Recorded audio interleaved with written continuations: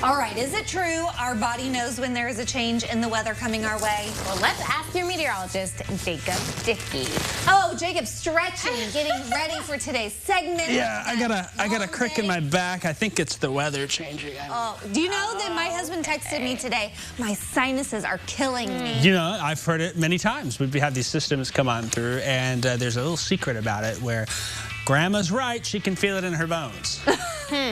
Why?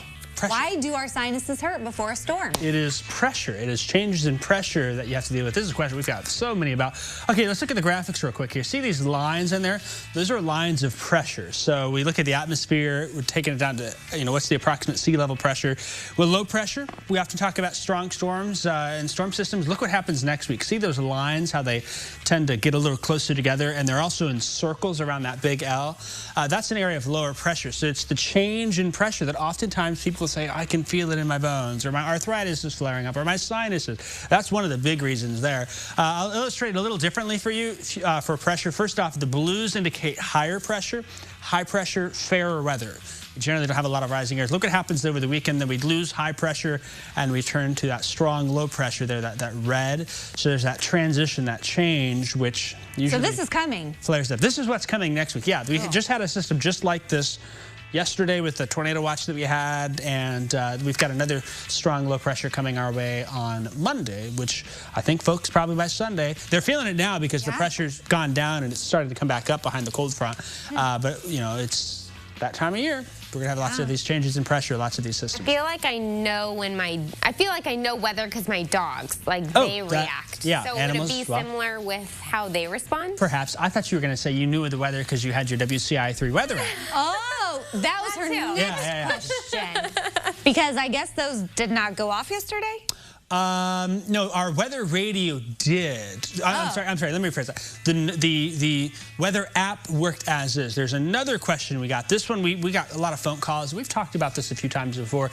If you remember back in a year and a half ago, so we had the big deal about the NOAA Weather Radio tower being down. Well, yesterday, a lot of folks said, hey, Champaign County had a tornado watch. My weather radio did not alert for the tornado watch yesterday. That is something that we will talk about here. First off, NOAA Weather Radio, it's that white box. If there's an alert, it makes that sound. There's a network of these towers all over that broadcast signals for particular areas. There's one in Champaign, there's one down in Paris, Shelbyville has one, Bloomington has one, Crescent City has one.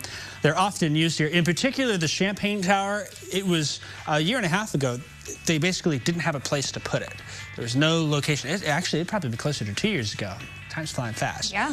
The old tower, the lease was expiring. That tower did not want to renew it, the owners of that tower. So we offered on our tower, say, hey, go ahead and put your NOAA Weather Radio up in the tower. Well, go back to that graphic real quick. The signal is actually degraded. There was a windstorm about a week or so ago that damaged the antenna. The repair time is unknown. They've got to get tower climbers up there. The weather has to cooperate. There's a lot of factors. They are aware of it. It will not be months and months like the previous time, but every so often, something happens and that signal goes down. That is for WXJ76 in Champaign. So your NOAA Weather Radio at home might be either blinking red, saying there's no signal.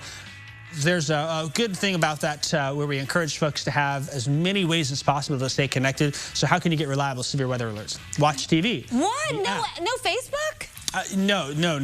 We don't encourage Facebook. It's not timely. Twitter is not either. You have to be constantly watching it. True. Now, once alerts happen, you can go to Facebook and watch our live coverage, but, a combination of 2 or more things. The weather app, your smartphone device, your NOAA Weather Radio, TV, listening to radio in your car, those are ways that we encourage. Yeah, because most of the time during severe weather, my TV isn't working anyway. Yeah, so satellite it's nice to have down. So that's why we stream on our WCI 3 weather app.